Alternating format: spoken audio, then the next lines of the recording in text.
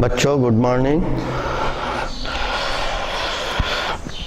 आज बहुत खुश लग रहे हो, मतलब कल जो हम आपको अनुपात समानुपात बताए थे वो सवाल, उसके सवाल आपके बहुत अच्छे से बन गए होंगे। चलिए उसके बाद हम अनुपात के आगे बढ़ते हैं और समानुपात में आते हैं। अनुपात में हमने देखा था कि दो सजातीय राशियों की तुलना करते हैं उसे हम अनुपात कहते हैं, और दो सजातीय राशियां एक ही जाति की राशियां, एक राशि ए और दूसरी राशि हम बी लिखते थे जिसे हम अनुपात कहते थे। जब हम दो अनुपातों की समानता की बात करते हैं, यह हमारा एक अनुपात हुआ ए अनुपात बी, जिसे हम ए बटे बी भी लिखते हैं। दो अनुपातों की समानता की जब हम बात करते हैं तो उसे हम समानुपात कहते हैं। यदि हमारे पास दो अनुपात, एक अनुपात ए अनुपात बी व दूसरा अनुपात सी अनुपात डी हो, दो अलग अलग अनुपात हैं, और हम ये बोलें कि यह दोनों अनुपात आपस में बराबर हैं, तो हम उसकी समानता की बात कर रहे हैं, हम उसकी तुलना कर रहे हैं। तो जब किसी दो अनुपातों की तुलना की जाती है, किसी दो अनुपातों की समानता की बात की जाती है, तो उसे हम समानुपात कहते हैं। और अनुपात की तरह ही समानुपात में कुल 4 पद होते हैं, ए, बी, सी और डी। इन 4 पदों में ए को हम प्रथम पद कहते हैं, बी को हम द्वितीय पद कहते हैं, सी को हम तृतीय पद कहते हैं और डी को चतुर्थ पद कहते हैं। कई बार चूंकि दो अनुपातों की तुलना की बात हो रही है, ए अनुपात बी की तुलना हम सी अनुपात डी से कर रहे हैं, तो बी और सी दोनों पद जो हैं वो मध्य में है। इस कारण बी और सी पद को हम मध्य पद भी कहते हैं। इस बी और सी के पद का मान मध्य पद भी है, और ए पद ए और पद डी ये दोनों पद किनारों की ओर हैं, इस कारण हम इस ए और डी के पद को चरम पद भी कहते हैं। लिखने का तरीका, जो ए अनुपात बी बराबर है सी अनुपात डी के और हम इसको तुलना कर रहे हैं, तो उसके लिए समानुपात के लिए यह दो चिन्ह है, इस चिन्ह को हम समानुपात का चिन्ह कहते हैं, और हम इसको पढ़ते हैं ए अनुपात बी समानुपात सी अनुपात डी। यदि हम इसको लिखें तो ए बटे बी बराबर सी बटे डी भी हम इसे लिखते हैं। ये तो हो गई हमारी समानुपात की परिभाषाएं, उसका नामकरण, उसके पदों को क्या क्या कहते हैं और किस तरीके से लिखते हैं। इसके बाद आता है हमारा समानुपात की विशेषताएं।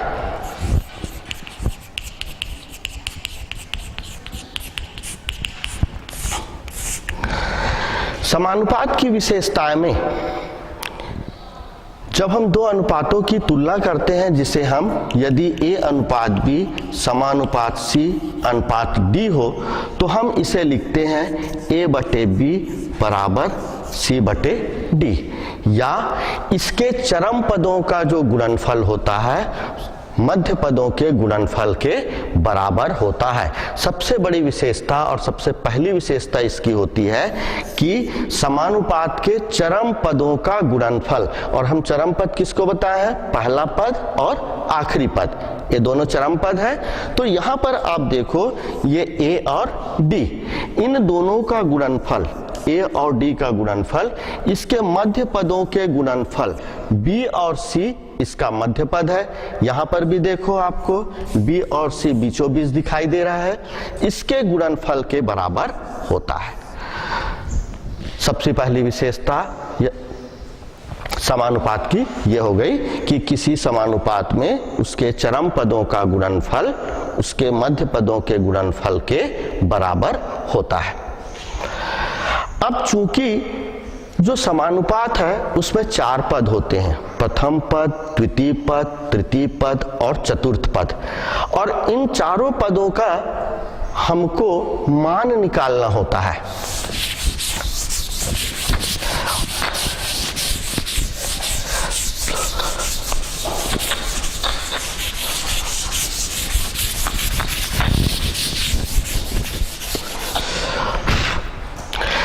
जैसे दूसरा में हम आ जाते हैं चतुर्थानुपाती। चतुर्थानुपाती नाम से ही स्पष्ट है इसका, चतुर्था मतलब चतुर्थ, चौथा वाला, अनुपाती माने अनुपात, तो उसका चौथा अनुपात। हमारे पास में 4 पद है, ए अनुपात बी समानुपात सी अनुपात डी, ये 4 पद है। तो यहां पर जो डी है, ये जो डी है ये चौथा पद है। इस ए बी सी का चतुर्थानुपात डी कहलाता है, और नियम 1 से हम ये बताए हैं आपको कि ए बटे बी बराबर सी बटे डी होता है, और इसके चरम पदों का गुणनफल ए डी का गुणनफल बी और सी के बराबर होता है। इस तरीके से यदि हमको डी का मान ज्ञात करना है तो बी सी बटे ए, यह ए नीचे की ओर चला जाएगा और डी का मान हमारा ज्ञात हो जाएगा। तो ये जो डी है, इसी डी को इस अनुपात का चतुर्थानुपात कहते हैं, पहला, दूसरा, तीसरा और चौथा। तो इस चतुर्थानुपात डी का मान ज्ञात करने के लिए डी बराबर हो जाता है बी सी बटे ए। दूसरा स्थिति आता है हमारा मध्यानुपाती।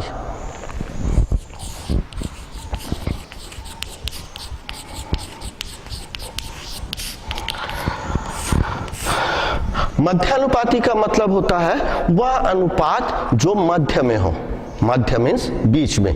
यहां पर अनुपात के 4 पद हैं। कल्पना करो कि हमारे अनुपात के 3 पद हो, ए अनुपात बी अनुपात सी। 3 अनुपात इस तरीके से हैं, तो हम ए और सी का मध्यानुपात किसको कहेंगे? बी को कहेंगे, क्योंकि ए और सी के बीच में बी है। अब इस बी का मान को ज्ञात करना है, तो सबसे पहले इस बी के मान को ज्ञात करने के लिए इन 3 पदों को हम इस 4 पदों के रूप में परिवर्तित करते हैं। तो उसका लिखने का तरीका हो जाता है ए अनुपात बी समानुपात बी अनुपात सी। हम इसको पुनः इस तरीके से भी लिख सकते हैं, ए बटे बी बराबर बी बटे सी, गुणा कर लेंगे तो बी स्क्वायर बराबर ए सी, और बी का मान निकालेंगे तो धन ऋण वर्गमूल ए सी।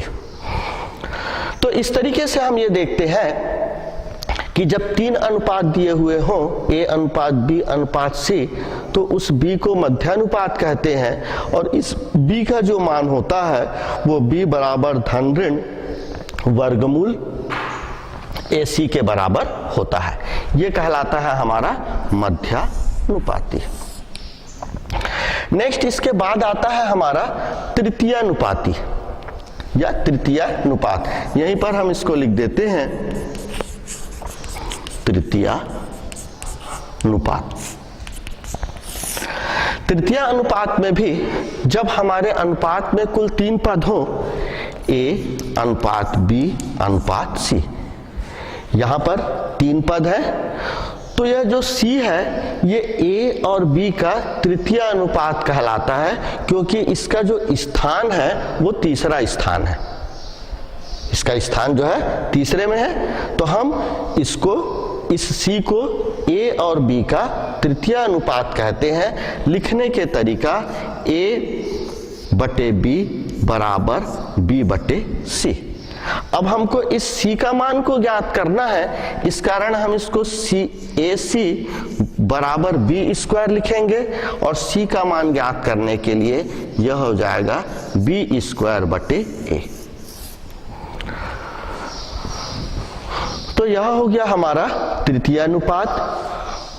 तृतीयानुपात का जो मान होता है, सी का जो मान होता है वो बी स्क्वायर बटे a के बराबर होता है। नेक्स्ट एक और आता है जिसको हम बोलते हैं विततानुपात।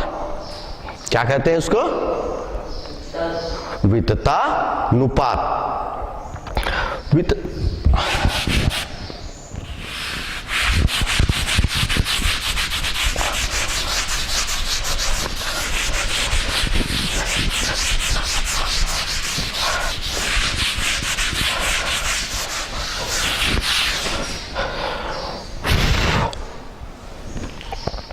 विततानुपात को आप कुछ इस तरीके से समझ सकते हो, जैसे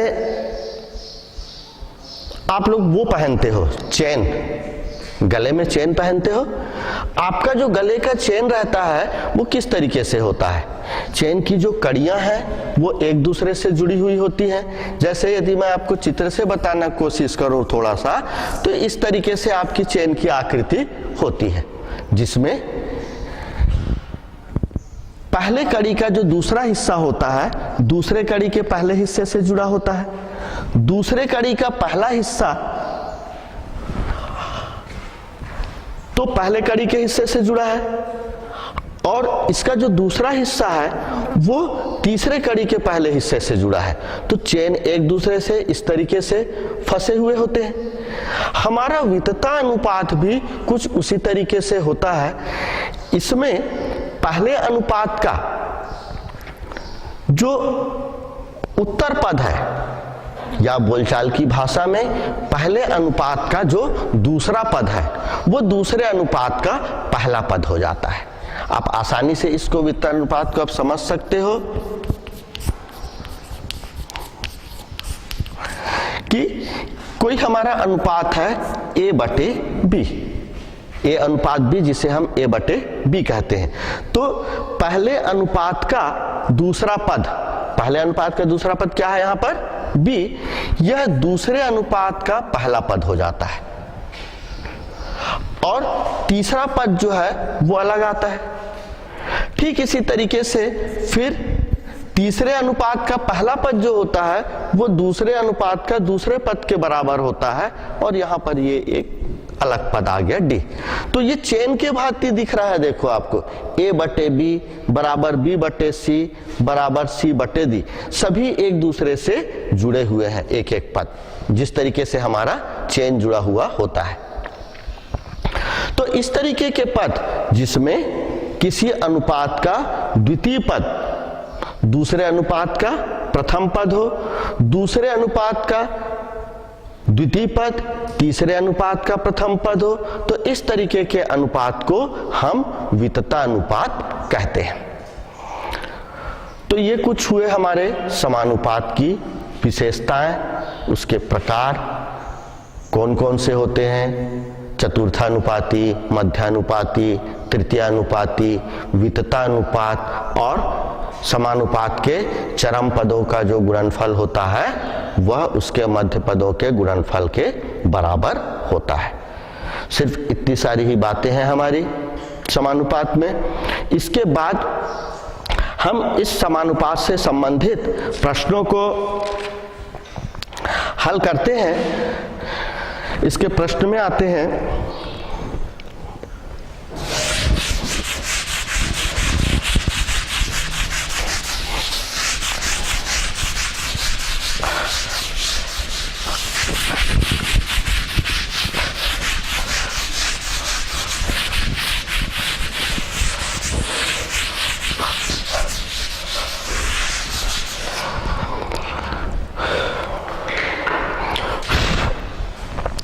यह हमारा समानुपात प्रश्नावली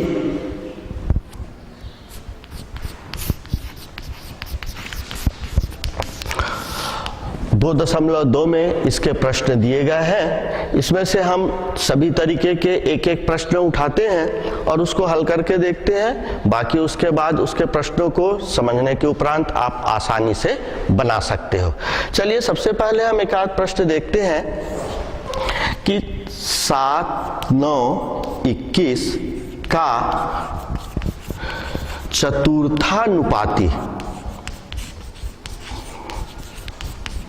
ज्ञात कीजिए। अभी हम आपको बताए थे कि समानुपात में 4 पद होते हैं, तो चतुर्थानुपात ही हमारा चौथा पद होगा। यहां पर 3 पद दिए हुए हैं, चौथा पद का मान हमको ज्ञात करना है जो कि अज्ञात है। तो जब कभी भी कोई पद अज्ञात दिया हुआ रहता है तो हम उसको कोई भी बीजीय राशि मान लेते हैं, जिससे उसके मान ज्ञात करने में हमको आसानी होती है। हम इसके हल में आ गए। हम मान लेते हैं कि माना कि चतुर्थानुपात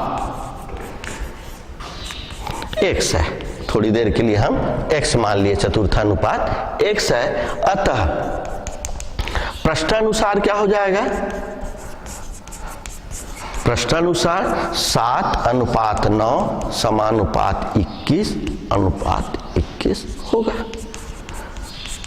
समानुपात की परिभाषा से हम ऐसे ही लिखेंगे, 7:9 समानुपात 21:x। हल करने के लिए इसका लिखने का तरीका 7/9 बराबर 21/x। सबसे पहले इसकी विशेषताएं में हम ये बताए थे कि इसके मध्य पदों का जो गुणनफल होता है उसके चरम पदों के गुणनफल के बराबर होता है। तो इसलिए हम यहाँ पर 7 गुणित x बराबर 9 गुणित 21 कर लेते हैं। यहां पर एक चीज हम लोगों से गलती तो हम नहीं कह सकते, लेकिन जो काम हम बार बार करते हैं, जिस तरीके से छोटी कक्षाओं में या पिछली कक्षाओं में हमने आप लोगों की गलती देखी है, और वो ये है कि जब हम तिर्यक गुणा इसका किए, यहां पर 7 गुणित x लिखे और यहां 9 गुणित 21 कर लिए। 9 गुणित 21 करने के बाद क्या करते हैं, हम इसका गुणा करके लिख देते हैं। 9 एकम 9 और 9 दूनी 18, 189, 189 हम इसका गुणा करके लिख देते हैं। और गुणा करके लिखने के बाद जब हम x का मान निकालते हैं तो उस समय फिर हमको थोड़ा सा उसको काटने में दिक्कत होता है, हमको पहाड़ा अच्छा से याद नहीं होता इस कारण। तो आप सवाल हल करते समय अपने समय बचाने के दृष्टिकोण से या समझने के दृष्टिकोण से या जल्दी बनाने के दृष्टिकोण से आप उसको गुणा मत कीजिए। आप बिल्कुल इसको 7 गुणित x बराबर 9 गुणित 21 लिखिए और उसके बाद आपको x का मान निकालना है, तो 9 गुणित 21/7 यहां पर लिख दीजिए। आप यहां पर इसका गुणा नहीं किए हो, सीधा उसके बटे 7 में लिख दिए हो। 10 तक के पहाड़ा आप लोगों को बहुत अच्छे से मालूम रहता है, 11 से ऊपर का पहाड़ा भले भूल जाते हो आप। अब इसके बाद आसानी से इसको कटा सकते हो, 7 एकम 7 और 7 तिया 21। यह जो x का मान आ गया 9 तिया 27, या चतुर्थानुपात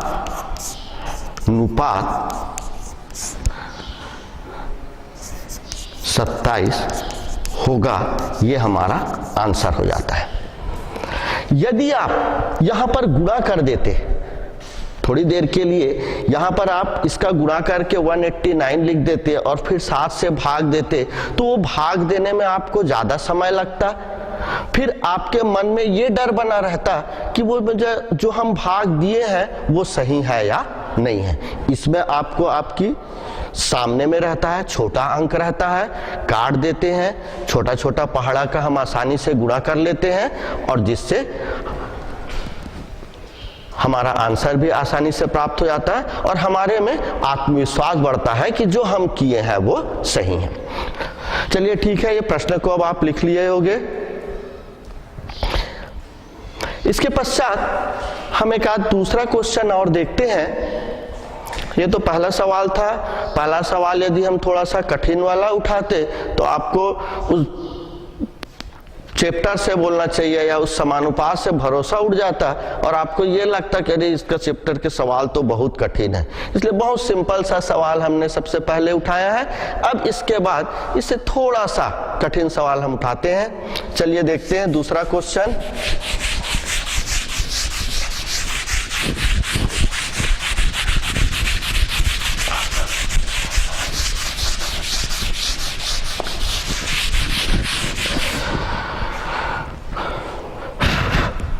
दूसरा क्वेश्चन हम लेते हैं,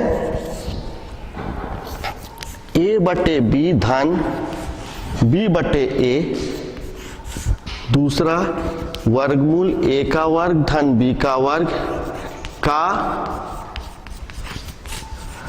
तृतीय अनुपात ज्ञात कीजिए।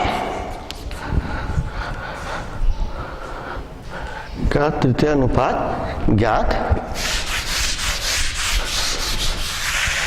कीजिए। पहला क्वेश्चन जब हम 7, 9 और 21 का लिखे थे तो सबके चेहरे में मुस्कुराहट दिख रही थी, और अब अभी आप सबके चेहरे से मुस्कुराहट गायब हो गया है। लेकिन ऐसा नहीं है, यह प्रश्न भी उसी के ही समान है। अब हमको यहाँ पर तृतीय अनुपात ज्ञात करना है। तृतीय अनुपात ज्ञात करने का आशय यह है कि यहाँ पर हमारे जो पदों की संख्या है वो कुल 3 होगी। हम इसके हल में लिख लेते हैं कि माना कि तृतीय अनुपात के पद x हैं। अतः अब तृतीय अनुपात के पद x है तो हम इसको लिखेंगे a बटे b धन b बटे a, ये पहला है, वर्गमूल a स्क्वायर धन b स्क्वायर ये दूसरा है, और ये तीसरा। लिखने के तरीके a बटे b धन b बटे a पूरा का बटे वर्गमूल a का वर्ग धन b का वर्ग बराबर वर्गमूल a का वर्ग धन b का वर्ग बटे x। जब 3 पद होते हैं तो पहला का बटे दूसरा, फिर दूसरा का बटे तीसरा, इस तरीके से हम इसको लिखते हैं। अब हम इसका तिर्यक गुणा करेंगे। सावधानी हमको यहीं पर बरतना है। जब हम इसका गुणा करेंगे तो x का गुणा किससे हो जाएगा? a बटे b धन b बटे a से, और दूसरी ओर वर्गमूल a स्क्वायर धन b स्क्वायर गुणित वर्गमूल a स्क्वायर धन b स्क्वायर। बीजीय राशि के ऊपर में वर्गमूल का चिन्ह यदि लगा हुआ है तो इसको देख करके डरना नहीं है। वास्तविक संख्याओं का वर्ग में हम जिस तरीके से हल करते हैं, जैसे यदि हम वर्गमूल 2 और वर्गमूल 2 का जब गुणा करते हैं, 9th कक्षा में आपने इसका पढ़ा है कि जब समान राशियों का हम गुणा करते हैं तो ये किसके बराबर हो जाता है? 2 के बराबर हो जाता है। ठीक उसी तरीके से यहाँ पर दोनों समान है, जब हम इसका गुणा करेंगे तो वर्गमूल का चिन्ह इसके ऊपर से हट जाएगा। अब ये x, इस a और a का गुणा हो गया तो a स्क्वायर धन b स्क्वायर बटे ab, लघुत्तम निकाल करके, और दूसरे तरफ a स्क्वायर धन b स्क्वायर। अब x का वैल्यू हमको ज्ञात करना है तो x बराबर आ जाएगा, a भी हमारा हर में है तो वो ऊपर आ गया, और अंश में a स्क्वायर धन b स्क्वायर है तो वो नीचे आ गया, और दूसरे साइड पहले से ही हमारा a स्क्वायर और b स्क्वायर है। नीचे के a स्क्वायर और b स्क्वायर और ऊपर के a स्क्वायर और b स्क्वायर दोनों आपस में कट जाएंगे, x का मान हमको प्राप्त हो जाएगा ab, और यही अतः हम लिख लेंगे, अतः तृतीय अनुपात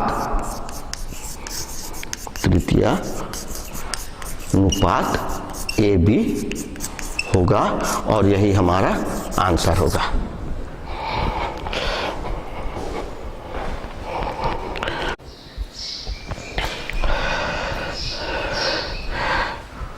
इस दूसरे नंबर के क्वेश्चन को भी आपने अभी तक के लिख लिया होगा।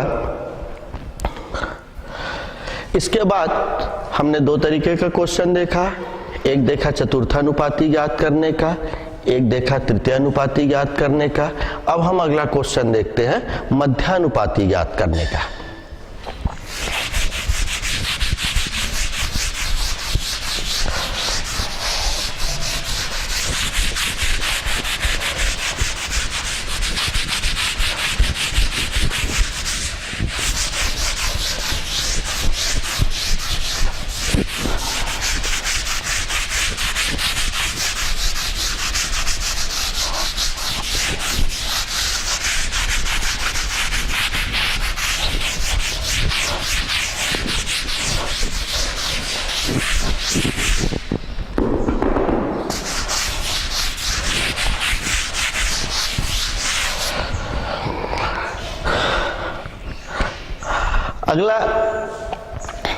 प्रश्न हम देखते हैं 49x स्क्वायर 100y स्क्वायर का मध्यानुपात ज्ञात कीजिए। 49x स्क्वायर कामा 100y स्क्वायर का मध्यानुपात ज्ञात कीजिए। अब यहां पर मध्यानुपात हमको ज्ञात करना है, मतलब 3 पद होंगे और जो तीसरा पद है मध्यानुपात वो दोनों दिए गए पदों के बीच में आएगा, पहला चीज। दूसरा चीज, अभी तक के जो हम 2 प्रश्न देखे थे उसमें अज्ञात राशि जो हमको चतुर्थानुपात ज्ञात करना था या तृतीयानुपात ज्ञात करना था, उस अज्ञात राशि को हमने क्या माना था? क्या माना था उसको? x। हमने उसको क्या माना था? x माना था। किंतु इस प्रश्न में x पहले से दिया गया है। कहने का आशय यह है कि हमको अज्ञात राशि वही मानना है जो प्रश्न में नहीं दिया गया हो। ठीक है, इस चीज को हमको ध्यान रखना है। हम इसका हल करते हैं। माना कि मध्यानुपात a है, a ले लिए हम, माना कि मध्यानुपात a है, अतः 49x स्क्वायर अनुपात a समानुपात अनुपात 100y स्क्वायर। इसको हम लिख लेंगे 49x स्क्वायर बटे a बराबर a बटे 100y स्क्वायर या a का वर्ग बराबर 49x स्क्वायर गुणे 100y स्क्वायर। मध्यानुपात के सूत्र में जब हम आपको बताए थे तो b का मान धन ऋण वर्गमूल ac आया था। यहां पर भी जब हम a का मान को निकालेंगे तो a का मान आ जाएगा धन ऋण वर्गमूल 49x स्क्वायर और 100y स्क्वायर। पिछले प्रश्न के अनुसार यदि हम इसका गुणा कर देते हैं तो गुणा करने के उपरांत हमको वर्गमूल निकालने में दिक्कत जाएगा, इसलिए हम इसका गुणनखंड निकाल लेते हैं। 49 का गुणनखंड 7 गुणित 7, x का गुणनखंड x के वर्ग का गुणनखंड x गुणित x, 100 का गुणनखंड 10 गुणित 10 और y स्क्वायर का गुणनखंड y गुणित y। और वर्गमूल निकालने का नियम हमको मालूम है कि किसी भी संख्या का जब हम वर्गमूल निकालते हैं तो जोड़ी में से एक लिखते हैं, एकदम बोलचाल की भाषा में। तो यह xy, अब यहाँ पर 2 7 है तो 1 7 लिख लिए, 2x है तो 1x लिख लिए, 2 10 है तो 1 10 लिख लिए और 2y है तो 1y लिख लिए। इस तरीके से फिर इसका हम गुणा कर दिए तो 10 7 70 xy हम लिख लेंगे। अतः मध्यानुपात धन ऋण 70 xy होगा और यही हमारा आंसर होगा।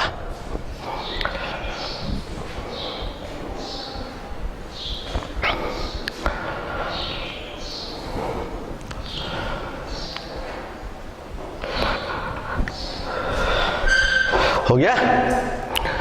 चलिए, ये तो मध्यानुपात हो गया। इसके बाद हम एक अलग प्रश्न में आते हैं जो विततानुपात से संबंधित है। एक अगला क्वेश्चन ले लेते हैं।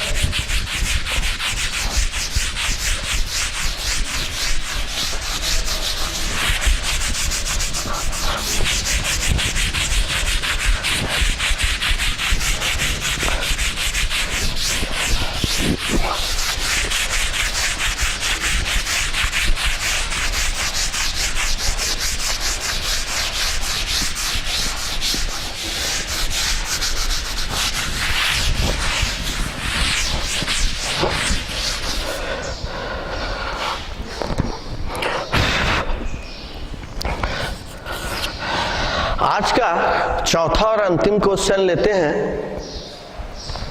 कि x धन 1 x ऋण 1 x ऋण 1 x धन 1 व x धन 2 वितता अनुपात में हो तो x का मान ज्ञात कीजिए। ये एक हमारा प्रश्न है, x ऋण 1 x धन 1 व x धन 2 विततानुपात में हो तो x का मान ज्ञात कीजिए। सवाल आपका तभी बन पाएगा जब आपको विततानुपात की परिभाषा मालूम होगी, आप विततानुपात के बारे में जानते होगे। यदि आप विततानुपात के बारे में नहीं जानते हो और भूल गए हो तो सिर्फ आप चेन की कड़ी को याद रखना, और यदि आपको चेन की कड़ी शब्द याद रहेगा तो आप विततानुपात के प्रश्नों को आसानी से हल कर सकते हो। हम इसके हल में लिखते हैं x ऋण 1 x धन 1 व x धन 2 वितता अनुपात में है। अतः पहला पद बटे दूसरा पद बराबर दूसरा पद बटे तीसरा पद, क्योंकि 3 से ज्यादा पद है नहीं और ये कड़ी आ गए। पहला पद बटे दूसरा पद बराबर दूसरा पद बटे